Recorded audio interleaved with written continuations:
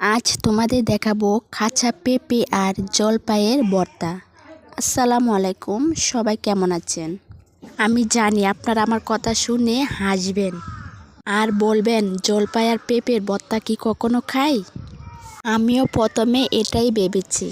আর চাচাতো বোনে বলতাছে একবার খেয়ে দেখ না, তারপরেই বুঝতে পারবি। সত্যি অনেক মজা ভর্তাটা। যাই হোক, দেখা যাক। ভর্তার জন্য নিয়ে নিলাম কতগুলো জলপাইগুলো ভালো করে ধুয়ে একটা বাটিতে নিলাম। নেওয়ার পর অন্য দিক দিয়ে নিয়ে নিলাম ধনিয়া পাতা আর চাটনি পাতা। আবার নিয়ে নিলাম একটা পেঁপেটা মাত্র গাছ থেকে পাড়া হয়েছে। অন্যদিকে পেঁপেটি কাটতাছে আমার বোনে।